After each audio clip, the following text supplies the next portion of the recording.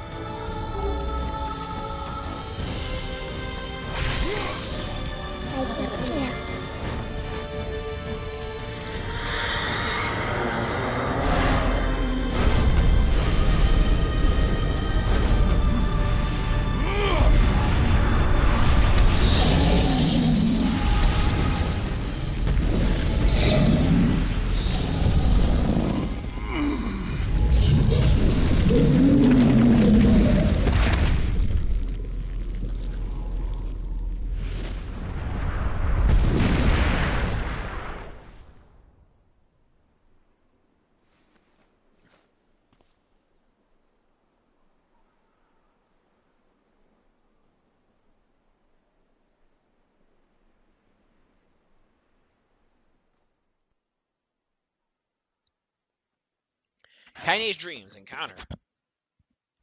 Gently, weakly, softly. The shade, sure that its tormentor was dead, turned and stomped off toward the horizon, stopping along the way to bellow one final roar. Couldn't kill it. So sorry, Grandma. Couldn't avenge you.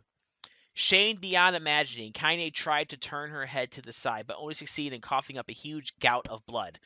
It was getting difficult to see, and only after a moment of fierce concentration did she realize that her left eye was gone. Laughing to herself, she turned her remaining eye to the ruins of her home and noticed a ragged stump of arm resting a few feet away. Yeah, that's mine, she thought with a mad giggle. This is going to make clapping a real bitch. Ha! Cried a sudden voice from the depth of her mind. Finally gonna die, are you? Well, you had it coming. Go to hell, Daimel, she thought as at the unseen assailant. Go to hell before I pluck your eyes out and feed them to a dog. The voice of her childhood terror evaporated in the smoke, only to be replaced by another, more recent voice. Hold still, said the apothecary, materializing from the ruins like a ghost. I want to draw you. That way you can live forever. No, stop. Don't want to live forever. Want to die right here. I see, he said quietly. Well, if that's how you want it. The spectral shopkeeper fluttered in and out of existence for a moment, then produced a piece of paper and sketched quickly. After a few seconds, he turned the page to Kainé and smiled. Since you rejected my offer, I decided to draw someone else. It was a picture of her grandmother, real as life. Kainé opened her mouth to thank the man, but stopped as the picture began to blacken in the middle. Before she could say anything, thousands of multi-legged insects began to swarm across the image, tearing at it with sharpened pincers. Stop! No, don't hurt that picture. Kainé reached out with her remaining arm and waved futilely at the air. To her surprise, the insects fell off the picture into the ground below, where they vanished into tiny black tendrils of smoke. Relieved, Kainé turned her good eye back to the picture, only to open her mouth in a silent scream. The sketch now showed her grandmother as she truly was, a smashed, unrecognizable lump of nothing. The apothecary smiled, then broke into a jolly dance. See that? He cried as he danced his jig. It's perfect now. She looks just like you. Ha-cha-cha-cha. I look like that? Oh, God, I'm gonna die. I'm gonna die. Drowning in despair, Kainé laid her head back in the mud and smoke of her ruined house and waited for the end to come. But just before she let everything go, an unfamiliar voice began whispering in her ear. Ain't you got a wish, sunshine? The voice was vulgar and fierce at the same time, as if insanity had somehow found a way to take form. Kainé wanted to scream at the voice, as the voice crawled under her skin, but her lungs refused to work. You know, a wish? Like a prayer or something? Why don't you get on your knees and start praying to heaven? Please, invisible man in the sky, save me! Save me! Kainé finally resorted to shouting at the voice with her mind. I don't make wishes, they don't come true for me. I'm a curse, a freak. I should be left to die. The other voice boomed in her ears. Oh God, you are the best. Kainé glanced down and saw a black shiny substance oozing from her legs. She tried to push it away, but her remaining arm would no longer respond. The substance slowly crept around her feet, and then began moving up toward the rest of her body. Is this death? Is this what it's like? Or is my mind just losing itself? She could feel the slime oozing upward, feel the hot, searing pain it left in its wake. Whatever else might be happening, she was still alive, and this was real. Come on, she said to the voice. Let it go. Kainé tried to ignore the voice and concentrate on the pain, but the newcomer would have none of it. Don't ignore me, sunshine. You're ready to give up, ready to die, so why not let me have it? Have what? Your body. Come on, give it to me. Give it to me. I want to stand on the ground, feel the rain, taste the wind. The voice paused as if licking his lips. When it resumed, it was filled with mad, unabated joy. And I want to take your hands and use them to choke the goddamn life out of people. I want to tear out their throats and bathe in their blood, just like before. In response, Kainé shifted her head and vomited. The warmth of it crept down her front and mingled with the pain of the encroaching black ooze. Are you a shade? Yeah, maybe. What of it? The slime reached her face, crept up past her nose, and slowly oozed into the socket of her missing eye. The moment it touched her brain, Kainé was struck by the most powerful sensation she'd ever felt in her life. It was ecstasy.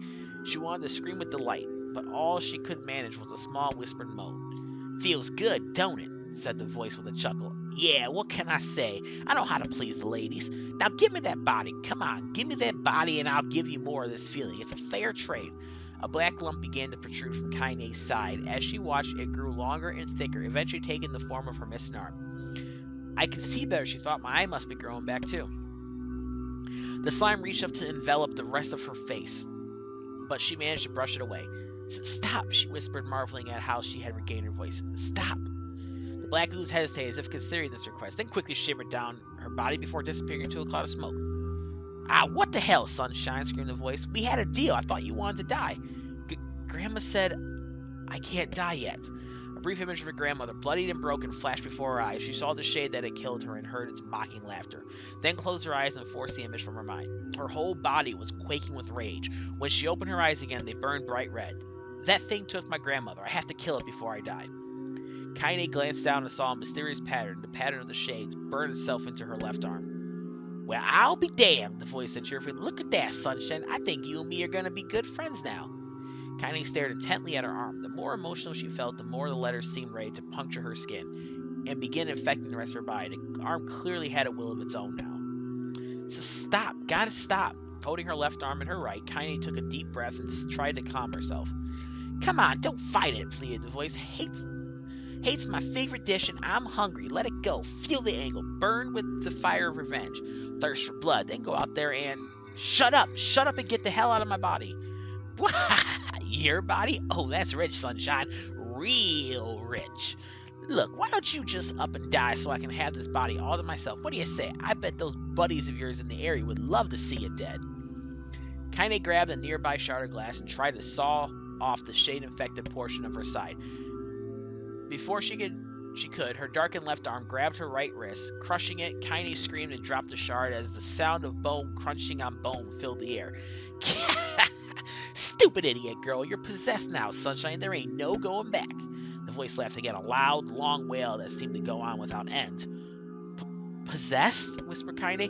Yeah, possessed. You and me, we got what you might call a timeshare arrangement.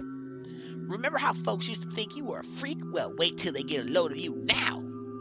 Kainé looked up, tears in her eyes. The sky seemed smaller, somehow darker. Is this because of that shade? Is this how they see the world?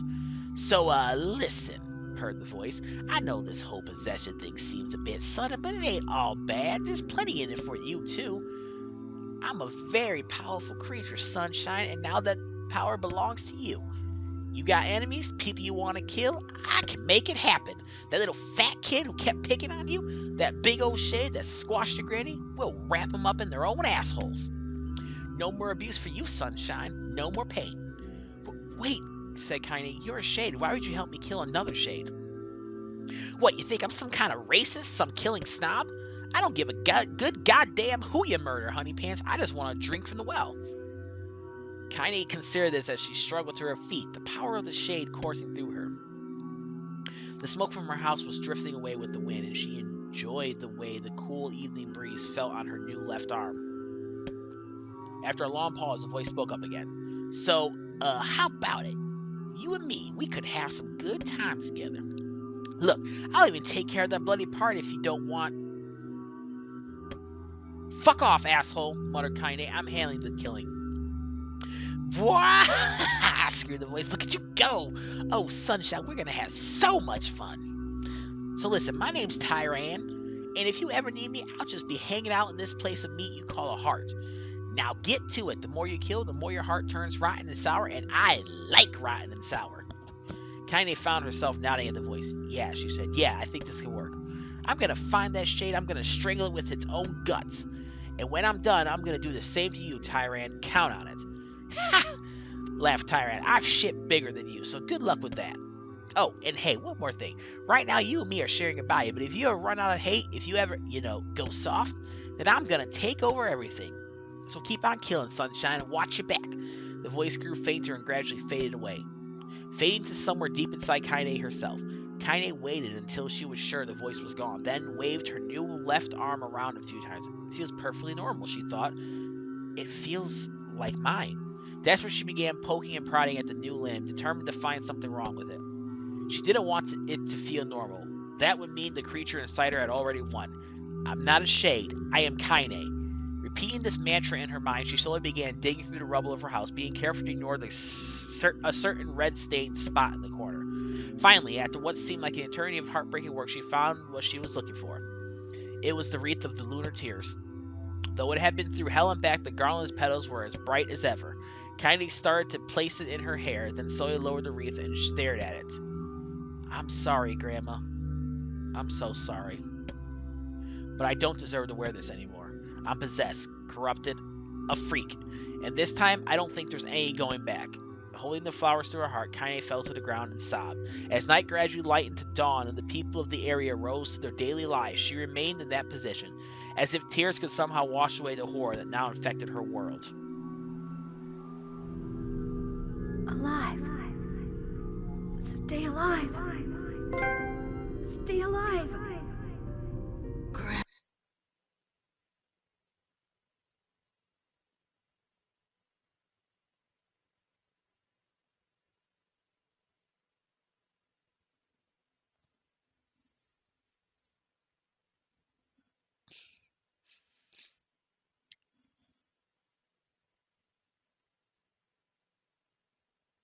Oh yeah, you guys are gonna see this. I actually probably should have waited until after the scene switched. My bad.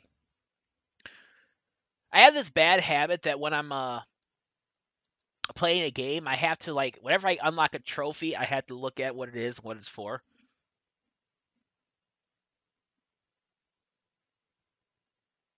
Educated Warrior.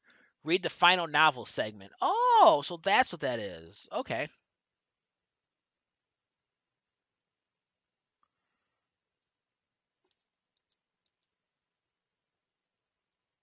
Ma. Kainé, you gotta live! You gotta come back to us!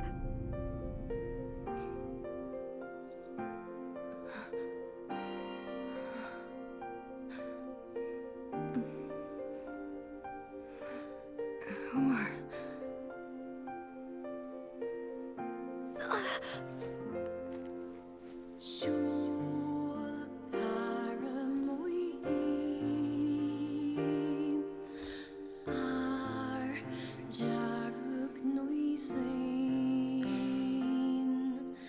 Emil, you were the one calling me, huh?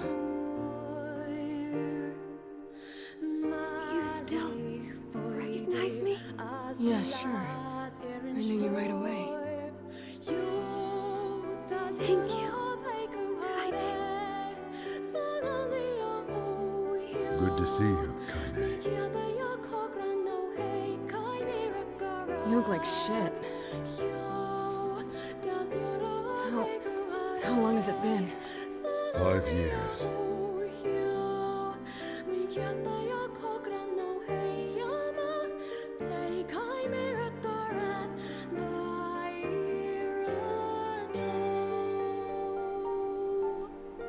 Oh, that's a long time. Any luck with Yona? We are still no closer to finding her. We need a way to locate the Shadow Lord. This is for you. Lunar Tears. Did you make this? It's just a little welcome back gift. It's not much, I know. It's nothing like the one Grandma used to make, but... oh, hell. Thanks. Excuse me. Popola, we did it. We freed Kainé. That's great. Listen, can I talk to you for a minute? This doesn't make sense.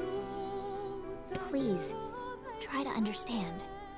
People are tired and scared, and I'm sorry. I'm sorry you have to bear the brunt of that. It's crap. It's okay. We can sleep outside. No one's sleeping outside. You and Kainé saved this village, and now they want to run you out? People are afraid of us. And really, I understand. I mean, look at me. As long as you're still with us, I can deal with it. Right, Kainé? I'm used to sleeping outside. I'm sorry. We'll see you later. We're sorry.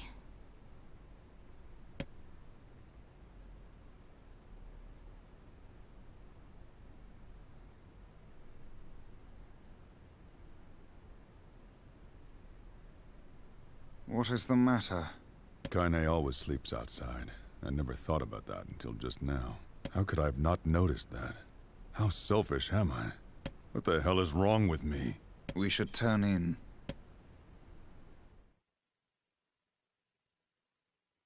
I didn't get much sleep that night. I wanted to blame Devila for everything.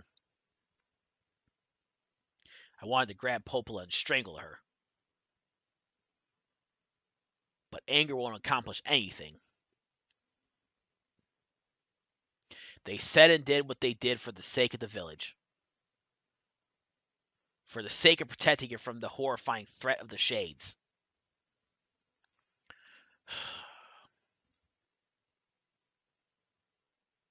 If Devil and Popola are to blame, then I am equally at fault. For not stopping for a moment to think about Kainé and Emil.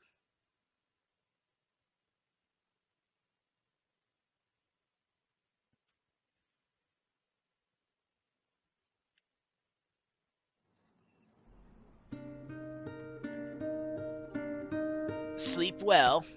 Sure. Well, if you say so. I need to go see Devil and Popola.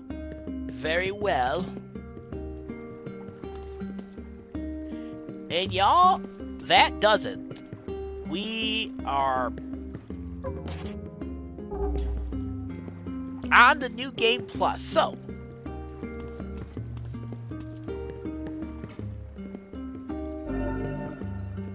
Gold Moonflower Seed.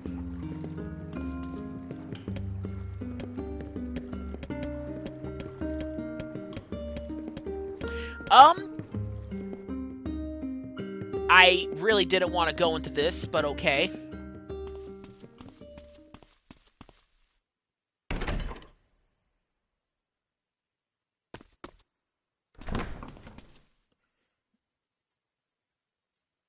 I thought before it gave me the option to say yes or no.